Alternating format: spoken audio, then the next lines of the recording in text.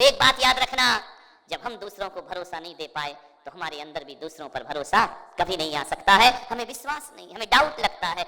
चौमासा हो रहा था ना, भरोसा नहीं था क्या होगा, चारों तरफ चतुर्मास हैं, ले आए तो क्या होगा, ललित पाटनी देख लो, ये होगा और क्या होगा। ध्यान रखिए, होता है, मानव का नेचर है।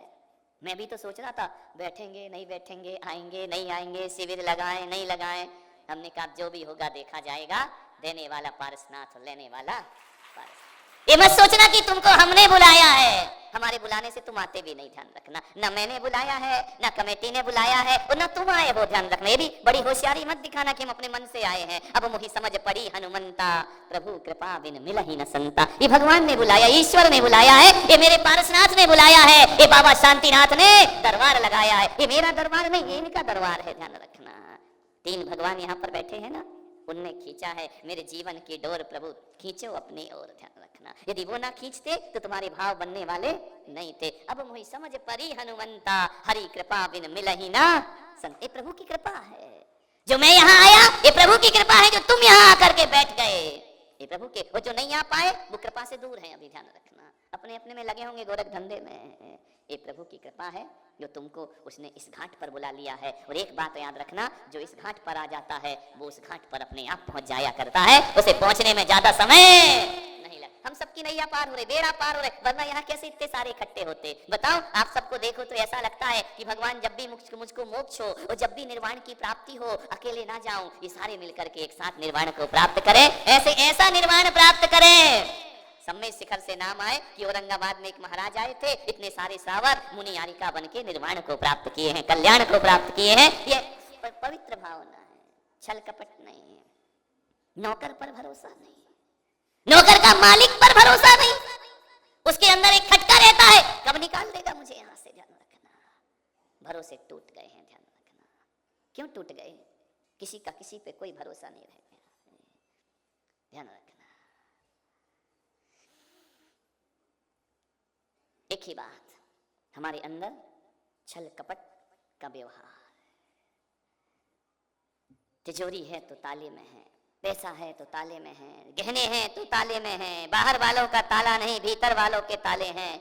मान्यवर, जिंदगी को थोड़ा सा सत्यनिष्ठ बनाने का प्रयास करो, जिंदगी को ईमानदार बनाने का प्रयास करो। एक मार्मिक घटना, मेरा एक जगह चतुर्मास हो रहा था, एक माँ आई मेरे पास, बहुत जार जार करके रोने लगी। मैंने कहा माता क्या हुआ? बोले आज जीवन बेकार हो गया महाराज मेरा। मैंने कहा ऐसा क्या कर लिया, क्या हो गया, तुमसे क्या अपराध हुआ?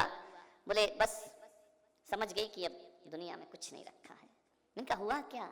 आदमी के दिल में कब ठेस पहुंच जाए कुछ कह नहीं सकते हैं। थोड़ी सी बातें, हमारा दुर्व्यवहार आदमी के सीने को छलनी कर दिया करता है। निकटताएं दूरियों में बदल जाती हैं, छोटी छोटी बातें आदमी को आदमी से दूर कर दिया करती हैं।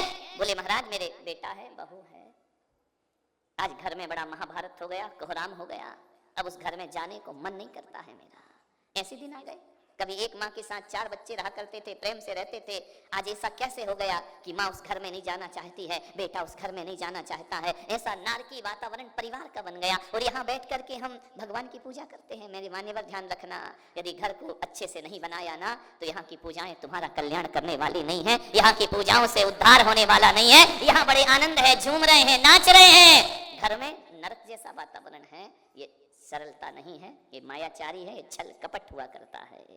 मैं तो आपसे इतना निवेदन करता हूँ, मंदिर में शांति बाद में मांगना, पहले घर में शांति की स्थापना करना तो मंदिर में शांति प्राप्त होगी। घर अशांत है, बारूद के ढेर में बैठकर गीत सुन रहे हो, ध्यान रखना, विस्फोटक स्थिति में बैठकर जीवन के आनंद को बटोरना चाहते हो, नहीं, पहले मेरा मन शांत होना चाहिए, परिवार शांत होना चाहिए, फिर मंदिरों में शांति की प्रार्थनाएं होना चाहिए। ध्यान रखना, प्रार्थनाएं बहुत हैं भगवान सा। आप दिक्कत तो इस बात की है कि लड़ते आप घर में हो, क्षमा भगवान से मांगते, ये काहे को क्षमा करेंगे? विचार करिए। मैं बैठा था एक कमरे में, एक आदमी आया, उसने इतनी जोर से लात मारी, फट से दरवाजा खुला, मैंने कहा ओ भाई ये क्या? बोले नमोस्तु महाराज, नमोस्तु नमोस्तु। मैंने कहा ये क्या तरीका है दरवाजा खोलने का, ये किस तरह से दरवाजे खोल रहे हैं? एक बात बता, घर में लड़के आया है क्या? बोले आपको कैसे पता? मैंने कहा तेरी हरकतें बता रही हैं, या तो पिट के आया है या पीट के आया है, इतनी जोर से लात मारने की क्या जरूरत है?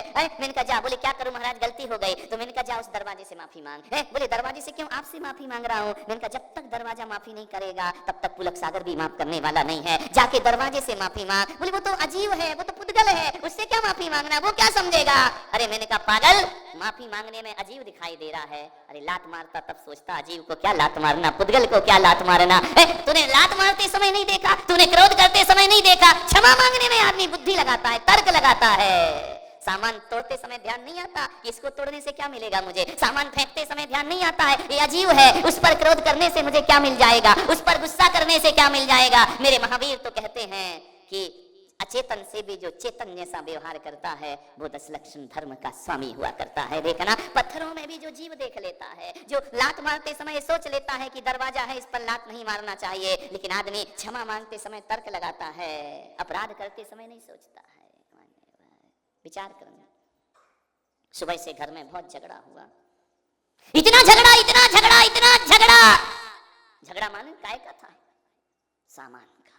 सामान भी क्या था? एक सोने की अंगूठी घर पर रखी थी। पति ने कहा अंगूठी यहाँ रखी थी, कहाँ गई? पत्नी ने कहा मुझे भी नहीं पता, अंगूठी कहाँ गई? ये हकीकत की घटना है, सत्य घटना है, मेरे पड़ोस में घटी, औरंगाबाद में नहीं। वहां का पड़ोस तो पता ही नहीं चलता कौन है और कौन नहीं है, ध्यान रखना। पड़ोस में घटी घटना, अंगूठी खो गई, पति पत्नी में विवाद हो गया। कैसा नादान है आदमी, सामान के लिए दिल तोड़ देता है एक दूसरे का। सामान रहे या ना रहे, संबंध मधुर रहना चाहिए अपने। लेकिन आदमी ने जब जब संबंधों को तोड़ा है वो सामान की वजह से तोड़ा है। दो भाई लड़ते हैं मकान की वजह से, दो भाई में विरोध होता है धन दौलत की वजह से, आत्मा की वजह से, संबंधों की वजह से नहीं होता। ध्यान रखना, हमारे सामान के लिए हमने सम्मान को तोड़ दिया है। मैं कहता हूँ सामान 1000 टूट जाते, सम्मान बनाए रखो, जिंदगी उसी का नाम हुआ करता है। सामान तो आज है कल नहीं रहेगा। इतना विवाद हुआ, बोले अंगूठी कहाँ गई, अंगूठी मिलना चाहिए। इतना विवाद हुआ, इतना विवाद, इतनी लड़ाई झगड़े हो गए। पत्नी ने कहा मैं खाना नहीं बनाऊंगी, पति ने कहा मैं खाना नहीं खाऊंगा, एक अंगूठी के लिए, एक सड़ी सी। अरे सड़ी क्या होगी, चलो 1 लाख 2 लाख की होगी, इससे ज्यादा कौन सी होगी। उसके लिए आदमी में इतना झगड़ा मालूम है। पति ने कहा कि अंगूठी गई कहाँ? पत्नी बोली इस घर में केवल 3 मेंबर हैं, तुम हो, मैं हूं और तुम्हारी माँ है। मैंने ली नहीं है, मुझे चुराने की क्या जरूरत है? और तुम इतना पूछ रहे हो तो मुझे नहीं लगता कि तुमने कुछ किया होगा। लगता है, समझ गए क्या? बोल दो, घर में तो खुलेआम बोल देते हैं। एक ही बची है, ध्यान रखना।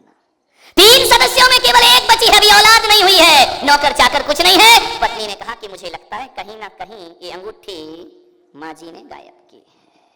बेटे को लगा, बेटे ने कहा तू लिमिट में रहे, मेरी माँ पे इस तरह इल्जाम मत लगा। उसने कहा तो तुम क्या समझते हो कि मैंने अंगूठी चुराई है?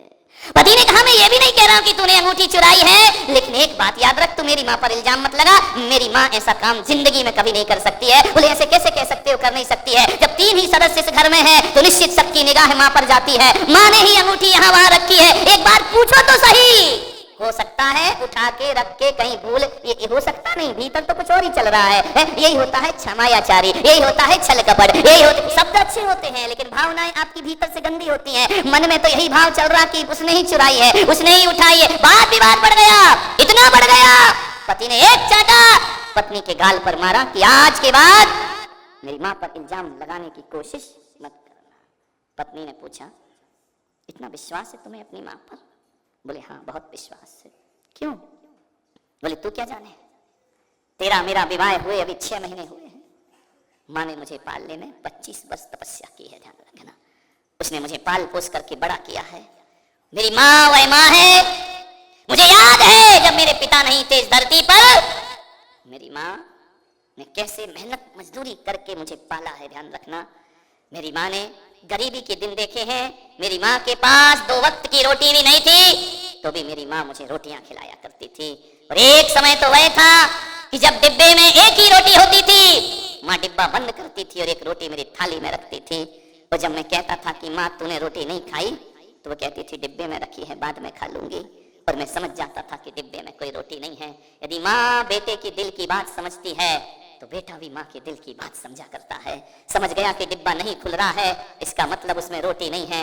और पगली, तुझे मालूम है, माँ एक रोटी मेरी थाली में रखती थी, मैं भी उसी का बेटा था, आधी रोटी खाता था और कहता था मेरा पेट भर गया है। माँ मैं बाहर खा के आया हूँ, माँ मैं दोस्तों के बीच में खाकर आया हूँ, मुझे नहीं खाना है, मेरा पेट भर गया है। एक बात याद रख, जिस माँ ने, उस माँ के लिए मैं आधी रोटी थाली पे छोड़ता था, मेरी माँ ने आधी रोटी खा करके मुझे पाला है। अरे आधी रोटी नहीं, जो माँ अपने बेटे की जूठी रोटी खा करके बच्चे को पालती है, और जिसने कभी आपको अभावों से महसूस नहीं किया है, जिसने मेरी जूठी रोटी खा कर आज मुझे इस योग्य बना दिया है, ध्यान रखना, दुनिया की कोई भी ताकत आ जाए, मेरी माँ पर मुझे अविश्वास पैदा नहीं करा सकता है। मेरी माँ ने जो मेरे साथ किया है वो दुनिया में कोई माँ नहीं। और उस माँ को तू कह रही है कि अंगूठी उसने उठाई होगी। एक बात ध्यान रख, एक शब्द जो तूने आज बोला है ना, मुझे समझ नहीं आया। ये शब्द मेरी माँ ने जब सुना है, उस माँ की आंख से टप टप आंसू गिरे। उसने कहा बेटा तू जूठी रोटी का कर्ज चुका रहा है या आधी रोटी का कर्ज चुका रहा है, मुझे समझ नहीं आ रहा है। ध्यान रखिए, विचार करिए, जूठी रोटी खा खा करके माँ ने पाला है। उसने कहा तू 6 महीने की आई है, मेरी माँ पर अविश्वास भरोसे की बात करती है। ध्यान रखना मान्यवर, उस माँ को उस दिन लगा कि अब मुझे इस घर में नहीं रहना चाहिए। ध्यान रखना, माँ बाप मकान नहीं चाहते, धन दौलत रुपया पैसा नहीं चाहते हैं, माँ बाप अपने बच्चों का विश्वास चाह करते हैं। ध्यान रखना, और जिस औलाद को अपने माँ बाप पर ही विश्वास ना हो, मैं तो कहता हूँ ऐसी औलाद को उत्तम आर्य और धर्म की पूजा करने का हक नहीं होना चाहिए। ध्यान रखना, किस बात पर हक जमाते हो, किस बात पे अर्घ चढ़ाते हो यहाँ पर? मान्यवर,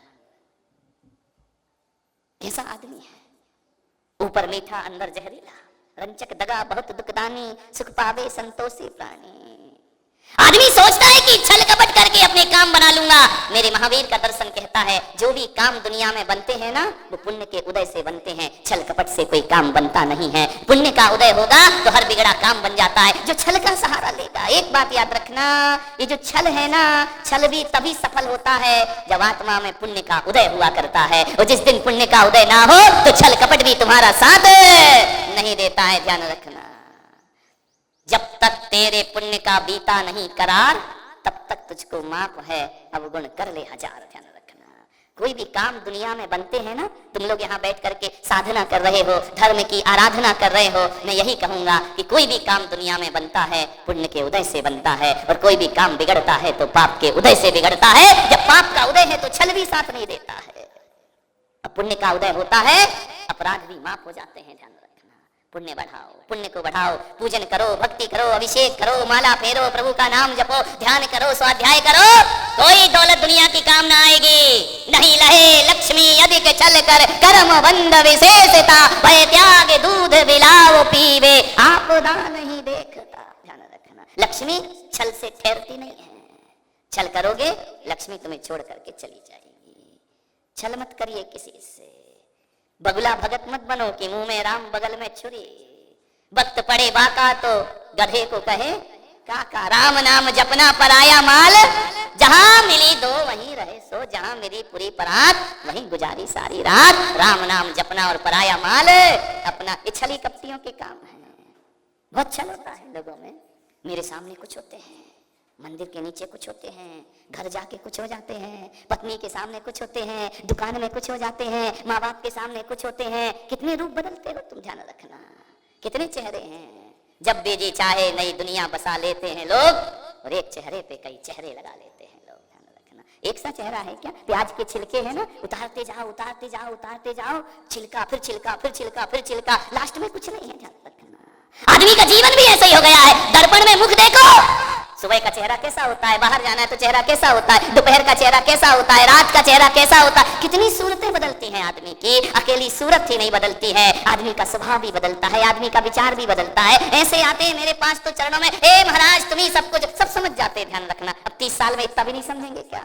ध्यान रखना, लोग हाथ की रेखाएं देखा करते हैं, मैं रेखाएं नहीं देखता हूँ, मैं चेहरों से पढ़ लिया करता हूँ। ध्यान रखना, आप कितनी भी कोशिश कर लीजिए, सच्चाई छुप नहीं सकती झूठे उसूलों से, खुशबू आ नहीं सकती कभी कागज के। समर्पण वाली बातें अलग होती हैं, व्यवस्था अलग होती है, समझौता अलग अलग होता है। हमने ऐसा तो नहीं कि भगवान से समझौता कर रखा हो, पूजा से समझौता कर रखा हो। एक बात याद रखना, समझौते से व्यापार चला करता है, समझौते से मोक्ष के द्वार नहीं खुला करते हैं। ध्यान रखिए, मोक्ष के द्वार तो समर्पण के रास्ते से खुला करते हैं। समर्पण बहुत कठिन काम है। एक आदमी आया महावीर भाई भैया वृत्ति में, बोले महाराज मैं आपके चरणों की धूल, मैं आपके चरणों की धूल, मैं आपके चरणों की धूल। जहां आए वो यही बोले, मैं तो चरणों की धूल हूं। अरे यार, मैंने कहा जी बहुत ज्यादा चरणों की धूल नहीं बन रहा है क्या? लिमिट से ज्यादा चरण की धूल बन रहा है। मैंने कहा ठीक है। मैंने कहा क्या है? तो बोले आपके चरणों की धूल। मैंने भी कहा कि इससे ज्यादा मैं तुझे समझता ही नहीं, तेरी औकात इतनी ही है। ध्यान रख। अरे उस दिन तो उसका चेहरा लाल हो गया, बोले महाराज आप कैसा बोल रहे हैं? अरे तो मैंने कहा तू बोल रहा है तो अच्छी बात है, मैंने सच बोल दिया तो बड़ा बुरा लग गया। बोले चरणों की धूल, चरणों की धूल। और यदि मैं कह दूं तू इसी लायक है, मेरी नजरों में इससे ज्यादा तो कुछ बना भी नहीं है, सारी चरणों की धूल खत्म हो जाएगी। ध्यान रखना। नमन नमन में फेर है, अधिक नमे बेईमान, दगाबाज दूना नमे। ज्यादा जो नमोस्तु नमोस्तु नमोस्तु नमोस्तु लगे रहते ना, समझ जाते यही खतरनाक आदमी है। ध्यान रखना। हद से ज्यादा लगा है पीछे, बिल्कुल महाराज महाराज महाराज, चरणों में माथा रगड़ रहा है, ये रगड़ रहा है। आप तेरे चरणों की धूल बाबा चंदन गुलाल बने। मैंने कहा ले मेरी धूल ले, लगा ले जरा मस्तक पे। चरणों की गुलाल चंदन बन रही या नहीं बन रही? विचार करिए आप। ज्यादा मीठा बोलना, अपनी जुबान पर इतनी भी मिठास पैदा मत कर, अपनी जुबान पर इतनी भी मिठास पैदा मत कर कि मैं तुझ पे शक करने लगूं। ध्यान रखना है। इतना भी मत झुको, इतना भी मत मीठापन दिखाओ। समझ में आ रहा है? सब समझ आ जाता है। नमन नमन में फेर है, अधिक नमे बेईमान, दगाबाज दूना नमे। चीता तीर कमान। ध्यान रखना। धनुष को देखा है कितना झुकता है, कितना झुकता है, लेकिन उसकी झुकना किसी के प्राण लेना हुआ करता है। ध्यान। नमन नमन में फेर है, अधिक नमे बेईमान, दगाबाज दूना नमे। चोर पुलिस के सामने कितना विनम्र हो जाता है, हाथ जोड़ लेता है, अब नहीं करूंगा, अब नहीं करूंगा, एक बार छोड़ दो, एक बार मुझे मुक्ति दे दो, जेल से मुक्त किया, 2 दिन बाद फिर ससुराल में वापस। ध्यान रखना। चोरों की तो ससुराल है वो जेल। विचार करिए। दगाबाज दूना नमे। किसी का मौन हो जाना, किसी का मंद मंद मुस्काना, लिए हैं राज अपनों में, निगाहों में न बह जाना। ध्यान रखना। किसी का मुस्कुराना भी बड़ा खतरनाक होता है, किसी का मौन हो जाना भी खतरनाक होता है।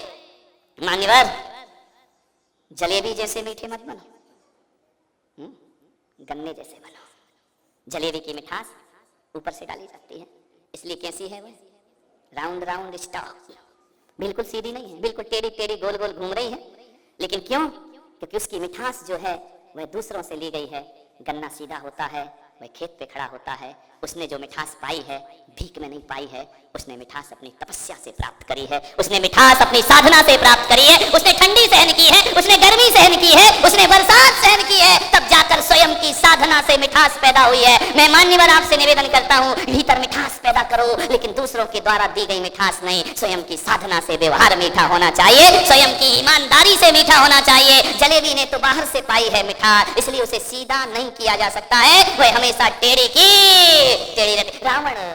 रावण के रूप में आता ना तो सीता का हरण कभी ना होता, लेकिन रावण जब मायाचारी करता है ना, रावण जब साधु के रूप में आता है तो सीता भी धोखा खा जाया करती है। ध्यान रखना। असली रूप में आता तो सीता का हरण कभी नहीं कर सकता था, लेकिन साधु का भेष बनाता है, सीता का हरण कर लिया करता है। और आज इस दुनिया में बुराइयों से इसलिए हम नहीं लड़ सकते हैं, बुराइयों से इसलिए हम नहीं निपट सकते हैं कि आज बुराइयां जो है ना वो अच्छाइयों का रूप लेकर के आ रही है। बुराई आ रही है साधुओं से, बुराई आ रही है विद्वानों से, बुराई आ रही है अच्छे खाकी और वर्दी से, बुराई आ रही है सफेद ड्रेस से, बुराई आ रही है। नेताओं का भेष तो अच्छा होता है, लेकिन बुराइयां आया करती हैं। आज तथाकथित लोग, यही तो मायाचार है। ध्यान रखना। कपड़े सफेद हैं, कपड़े खादी के हैं, लेकिन विचार गांधी के नहीं है। ध्यान रखना।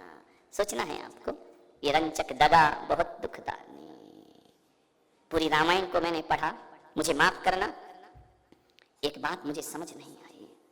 राम का चरित्र, राम का जीवन, लेकिन एक बात मुझे आज तक समझ में नहीं आई।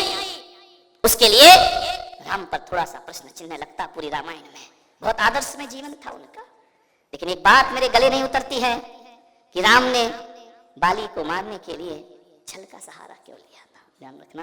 पूरी रामायण पर एक प्रश्न खड़ा हुआ है। राम तो सामने भी जाकर के उसका परिहार कर सकते थे, राम तो सामने भी जाकर उसका पराभव कर सकते थे, लेकिन मालूम है ना, बाली को चुप करके तीर मारा। ध्यान रखना। कभी कभी महापुरुषों में भी ऐसा हो जाता है जिसके आगे प्रश्न चिन्ह लग जाया करते हैं। पूरे राम के चरित्र में बाली ने यही कहा था मृत्यु के समय कि हे प्रभु राम, सारी दुनिया में मैं भी तुम्हें भगवान मानता हूं, मैं भी तुम्हें ईश्वर मानता हूं, लेकिन मुझे इस बात बता दो कि सुग्रीव में ऐसा क्या था और मुझ में ऐसा क्या नहीं था। एक बात बताओ श्री राम कि आपको मुझे मारने के लिए छल का सहारा क्यों लेना पड़ा। ध्यान रखिए मान्यवर, सोचना है आपको, जिंदगी को समझे। मंथरा का छल अयोध्या को बर्बाद कर दिया करती है। एक मंथरा का छल का सहारा लेती है कैकेयी और राम को 14 वर्ष का वनवास हो जाया करता है। ये छल के दुष्परिणाम है, ध्यान रखना। सोचना है आपको, दूसरों को छलोगे खुद चले जाओगे। एक मुल्ला नसरुद्दीन था, वो औरंगाबाद से आगरा जाना था उसको, छुट्टी संडे की थी, तो उसने कहा कि यार संडे को बीबी को लेने जा सकता हूँ, बाकी तो मेरे पास टाइम है नहीं, बहुत बिजी हूँ।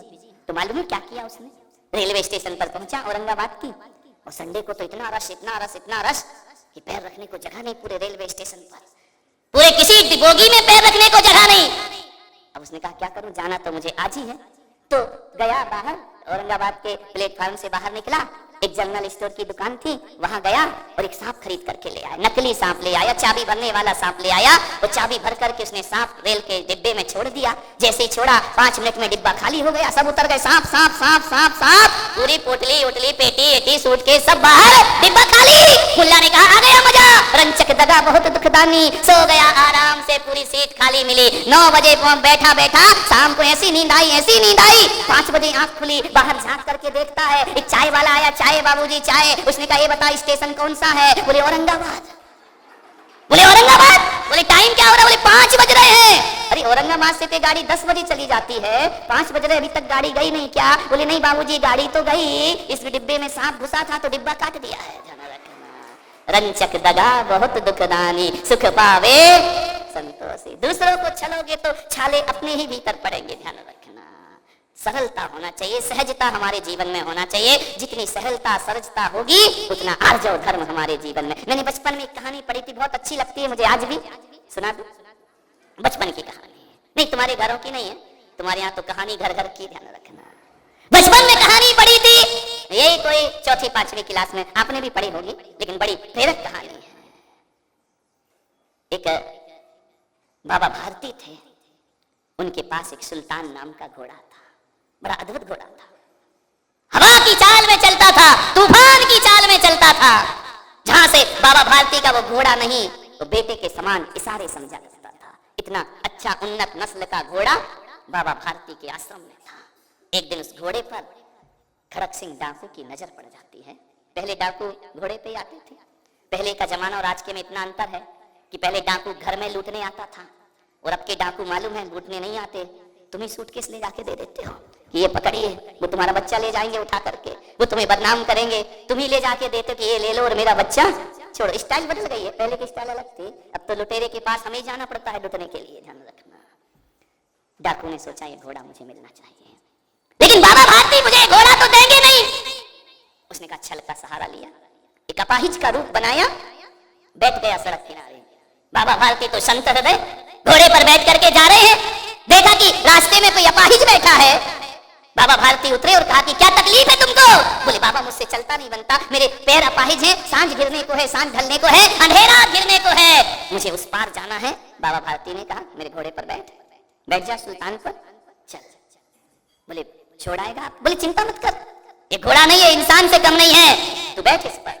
बिठाया तो काय का अपाहिज घोड़े की रकाब पर पैर रखा, एड़ लगाई, घोड़ा तूफान की तरह भागा, भागते गया। डाकू खड़क सिंह ने कहा बाबा मैं अपाहिज नहीं, डाकू खड़क सिंह हूँ, और आज से घोड़ा मेरा हुआ, आज से घोड़ा तुम्हारा। बाबा ने कहा मैं इस घोड़े के बिना कैसे रहूंगा। हृदय भर आया उनका। कभी कभी जानवरों से भी औलाद की तरह प्रेम हो जाया करता है, उसका जीवन बेकार सा लगने लगा। बाबा भारती ने कहा डाकू खड़क सिंह मेरी एक बात सुन ले, बस एक बात सुन। थोड़ा रुका घोड़ा हिन रहा है, समझ गया घोड़ा भी कि डाकू मुझे लेकर के जा रहा है, लेकिन लगाम डाकू के हाथ में। बाबा भारती ने कहा कि एक खड़क सिंह बस एक निवेदन मेरा स्वीकार कर, बस एक बात मेरी मान ले और कुछ नहीं। बोले बोलो बाबा क्या बोलते हो? बाबा दूरी पर हैं। बोले मैं ये बोलता हूं कि जब भी कोई तुझे मिलेगा पूछेगा कि घोड़ा तेरे पास कैसे आया, तो ये बोलना कि बाबा भारती ने मुझे उपहार में दिया है। ये मत बोलना कि मैंने छल से घोड़ा लिया है। मैंने धोखे से घोड़ा लिया है, मैंने बाबा भारती को छल प्रपंच करके घोड़ा लिया है। और ला जा, ले जा मेरा घोड़ा, मुझे नहीं चाहिए, मैं घोड़े के बिन रह जाऊंगा, लेकिन तेरे से इतना ही मैं चाहता हूँ, आज जो घटना घटी है ये किसी और को मत बताना, जीवन में घर में पत्नी को भी मत बताना, बच्चों को भी मत बताना। खड़क सिंह ने सोचा कि बताना नहीं और ये बोलना कि बाबा ने मुझे खुद दिया है। खड़क सिंह ने पूछा ऐसा क्यों? बोले इसलिए यदि तूने ये सत्य सबको बता दिया, ये राज बता दिया ना, ये दुनिया फिर किसी अपाहिज पर विश्वास नहीं करेगी, ध्यान रखना। और मैं नहीं चाहता कि लोग अपाहिजों पर विश्वास ना करें, ये घटना बिल्कुल मत बताना। मैं चाहता हूं हर दिन दुखी पर लोग विश्वास करना सीखें। यदि तूने ये घटना बता दी तो लोग विश्वास करना तोड़ देंगे। रात भर डाकू सो नहीं पाया, एक बात उसको चुभती रही कि मैं चोरी करके ले जा रहा हूं। बाबा ने कहा कि बताना मत, खोटे भाव मेरे मन में। सुबह सुबह ब्रह्म मुहूर्त में बाबा उठते हैं और झोपड़ी पर सुल्तान के हिनहिनाने की आवाज आती है। बाबा ने झांक कर देखा, सुल्तान तू आ गया? कैसे आया? कैसे भाग करके आया तू? कैसे छुटकारा पाके आया? उसने कहा कि बाबा, घोड़े ने फिर हिनहिनाया और खड़क सिंह बाजू में खड़ा। देखा बाबा ने कि डाकू, खड़क सिंह तुम कैसे आ गए? बोले बाबा तुम्हारी बात ने मेरा हृदय परिवर्तन कर दिया कि दुनिया में रंजक दगा छल नहीं होना चाहिए, वरना मेरी एक गलती की वजह से हजारों हजारों लोगों का अपाहिजों पर, दीन दुखियों पर विश्वास उठ जाता। इसलिए मैं तुम्हारा घोड़ा तुम्हें वापस देने आया हूं। मेरे भाई एक बात तो बताओ, जब तुम किसी से छल करते हो, धोखा करते हो, चैन से बैठ पाते हो या नहीं? एक खटका मन में लगा रहता है, पकड़ा गए तो, राज खुल गया तो, किसी को पता चल गया तो। और एक बात याद रखना, चार कान की बातें कभी गुप्त नहीं रहा करती हैं। किसी पर इतना भरोसा मत करो। तुम जिस पर इतना भरोसा कर रहे हैं ना, ये मेरा बहुत खास फ्रेंड है, ये मेरा बिल्कुल आत्मा का फ्रेंड है, ये मेरी बात है। अपन कहते ना, मैं तेरे को बोल रहा हूँ, किसी को नहीं बोलना। एक बात आज का आपको दे रहा हूँ कि आप किसी को इतना अपना मत समझना। यदि वो तुम्हारा खास है, उसका भी कोई खास होगा, ध्यान रखना। और तुम्हारी बात उस तक जरूर पहुंचेगी, जरूर पहुंचेगी। कोई हमारा खास, उसका भी तो कोई खास होगा ना, अब उसको भी तो बातें बताएगा ना। ऐसी बातें पहुंच जाती हैं और अविश्वास पैदा हो जाया करता है। मान्यवर, मैं आपसे इतना ही आग्रह कर रहा हूं, कुछ भी हाथ नहीं लगेगा छल कपट से। सरल स्वभावी होए ताकि घर बहु संपदा।